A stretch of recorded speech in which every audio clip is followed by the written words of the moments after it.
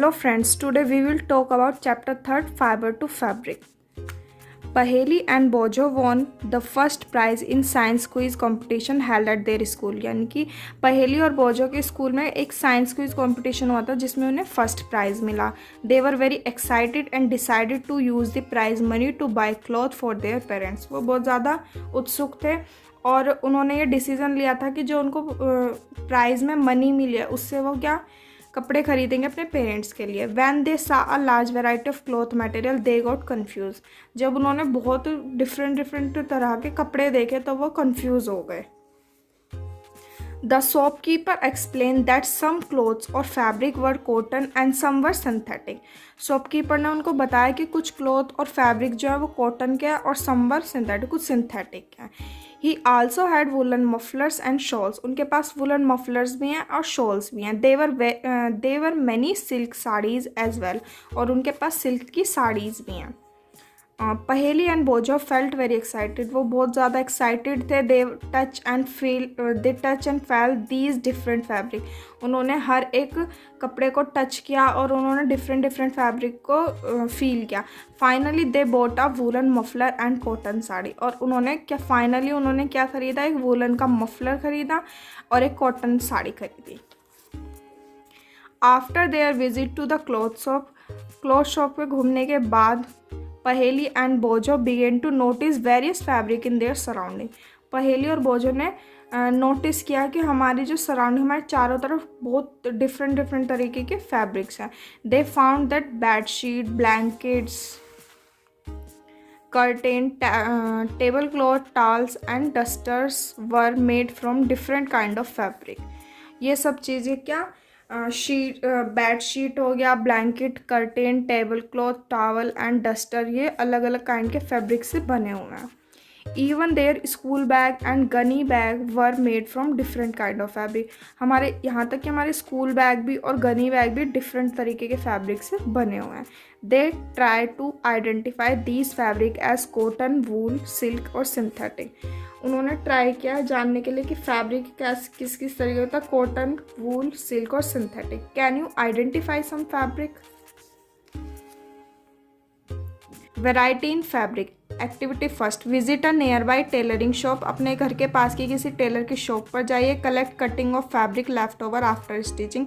सिलाई करने के बाद जो फैब्रिक्स की कटिंग बच जाते हैं उनको कलेक्ट कीजिए. Feel and touch each piece of fabric. Fabric के हर एक पीस को टच करिए और उसको फील करके देखिए. Now try to label some of the fabric as cotton, silk, wool and synthetic after asking for help from the Taylor.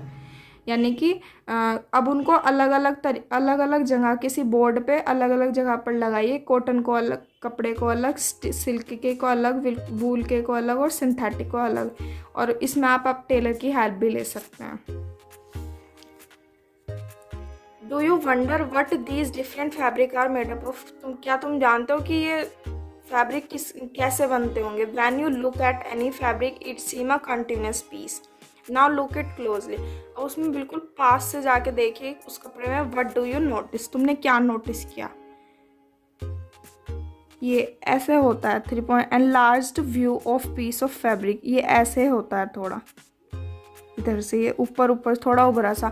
हम जब दूर से देखते हैं तो हमें क्या लगता है, वो बिल्कुल प्लेन लगता है, लेकिन पास जाने से ऐसा दिखता है. ठीक है, आगे पढ़ेंगे. एक्टिविटी 2 में select a piece of cotton fabric you label in activity 1. कोई भी एक कॉटन फैब्रिक का पीस ले लीजिए. Now try to find a loose thread और yarn at one of edges and pull it out. ठीक है, ऐसे करना है आपको. ये एक साइड से उसके yarn को, धागे को निकालना है ऐसे. ठीक है. If no loose yarn are visible, you can gently pull one out with a pin or a needle. अगर तुम्हें कोई भी उस पर कोई भी लूज यार्न नहीं दिख रहा है तो तुम उसको किसी पिन की या निडल की हेल्प से उसको निकाल सकते हो. We find that fabric is made up of yarn arrange together. यानी कि हमने ये देखा कि जो फैब्रिक है हमारा वो किससे बनता है? यार्न से. ठीक है, काफ़ी सारा. What are these yarn made up of. अब ये यार्न किससे बनता है तो अब हम उसके बारे में पढ़ेंगे. Fibre. In activity 3 take out a yarn from a piece of cotton fabric. ठीक है, किसी भी कॉटन फैब्रिक से एक यार्न ले लीजिए तुम, place this piece of yarn on the table, उसको टेबल पे रखिए। Now press one end of the yarn with your thumb, अपने थंब की ऐसे जैसे इसमें दिखाया, अपने थंब की हेल्प से उसको एक तरीके से क्या कीजिए, रब कीजिए, ये लिखा है प्रेस, ठीक है। Scratch the other end of yarn along its length with your nail and shown 3.4, इस 3.4 में दिखा है ना, आपको ऐसे करना है। Do you find at this and the yarn split up into the strand, वो किस में बिल्कुल एक स्ट्रैंड की तरह बन जाएगी, जैसे कि आपको ये 3.5 में देखने को दिख, ठीक है, ऐसे हो जाएगी ये। You might have observed something similar when you try to thread a needle. Many a time the end of thread is separated into a few thin strands. बहुत बार ऐसा होता है कि जो थ्रेड का जो एंडिंग पॉइंट होता है वो क्या 2 स्ट्रैंड में निकला होता है। This make it difficult to pass the thread through the eye of needle, तो इससे क्या ये डिफ़िकल्टी होती है कि हम उसको निडल में नहीं पार करा सकते, निडल में नहीं डाल सकते क्योंकि उसके 2 स्ट्रैंड होते हैं, ठीक है। The thin strand of thread that we see are made up of still thinner strand called fiber, जो किससे बनता है, फाइबर से। Fabric are made up of yarn and yarn are further made up of fibers. Fibre आ किससे बनता है, yarn से, और yarn भी किससे बनते हैं, fibers से, ठीक है। Where do these fiber come from? अब हम पढ़ेंगे कि fibers कहाँ से आते हैं, ठीक है। The fibers of some fabrics such as cotton, jute, silk and wool are obtained from plant and animal, ठीक है। यानी कि some fabrics of fiber of some, कुछ फैब्रिक्स के जो फाइबर हैं जैसे कॉटन हो गया, जूट हो गया, सिल्क हो गया, वूल हो गया, ये हमें कहाँ से मिलते हैं, प्लांट्स से और एनिमल्स से, ठीक है। These are called natural fibre, जो हमें प्लांट से और एनिमल से फाइबर्स मिलते हैं उनको हम क्या बोलेंगे, नेचुरल फाइबर बोलेंगे, ठीक है। Cotton and jute are example of fibres obtain from plant, cotton और जूट जो है वो एग्जाम्पल किसके हैं, ऐसे फाइबर्स के हैं जो हमें प्लांट से मिलते हैं। प्लांट से मिलने वाले फाइबर कौन कौन से हमारे, कॉटन और जूट, ठीक है। Wool and silk fibre are obtain from animal, और एनिमल से हमें वूल और सिल्क फाइबर मिलते हैं, ठीक है। वूल is obtain from the fleece of sheep और गोट, ठीक है। वूल कहाँ से ऑब्टेन होता है, फ्लीस ऑफ शीप और गोट से, ठीक है। शीप और गोट के फ्लीस से हमें वूल मिलता है। It is also obtain from here of rabbit, और ये हमें रैबिट के हेयर से भी मिलता है। याक एंड कैमल, रैबिट, याक और कैमल, इन सब के हेयर से भी हमें वूल मिलता है, और कहाँ से मिलता है, शीप से और गोट से, ठीक है। Silk fibre is drawn from the cocoon of silk worm, silk fibre कहाँ से मिलता है हमें, कोकोन ऑफ सिल्क वॉर्म से। For thousands of years, natural fiber were the only ones available for making fabrics, ठीक है। thousands years से जो natural fiber है making of fabrics, natural fibre से ही हम इनको बनाते हैं फैब्रिक्स को, ठीक है। इन द लास्ट 100 years और so fibre are made up from chemicals, ठीक है। यानी कि काफ़ी 1000 years से हम नेचुरल तरीके से ही फाइबर्स को मेड करते थे, लेकिन लास्ट 100 years से हम क्या फाइबर को हम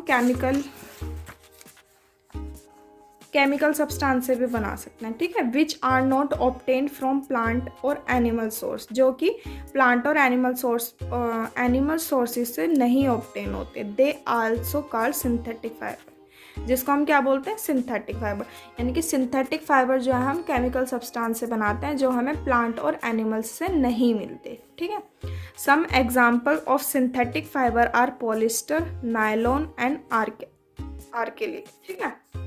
यानी कि पॉलिस्टर, नायलॉन, आर्केलिक, ये सब क्या है, हमारे केमिकल सब्सटेंसेस से बने हुए सिंथेटिक फाइबर्स, ठीक है। अब हम पढ़ेंगे सम प्लांट फाइबर, उसमें सबसे पहले क्या आता है हमारा, cotton. Have you ever made wicks of oil lamp, दिया जलाने के लिए कभी आपने बत्ती बनाई है। What do you use for making this wick, the cotton wool is also use for filling mattresses, quilt और पिलो, ठीक है। हमें ये सब बनाने के लिए किसकी ज़रूरत पड़ती है, कॉटन, ठीक है। जो कॉटन वूल जो है वो इसके लिए भी यूज़ की जाती है, और फिलिंग मैट्रेसेस, क्विल्ट और पिलो को भरने में भी इसका यूज़ किया जाता है। टेक सम कॉटन वूल लो, pull it apart and look its edges. What do you observe, the small thin strand that you see are made up of cotton fibre. Where does the cotton wool come from. अब हम पढ़ेंगे cotton wool कहाँ से आती है। It is grow in the field, ये field में उगाई जाती है।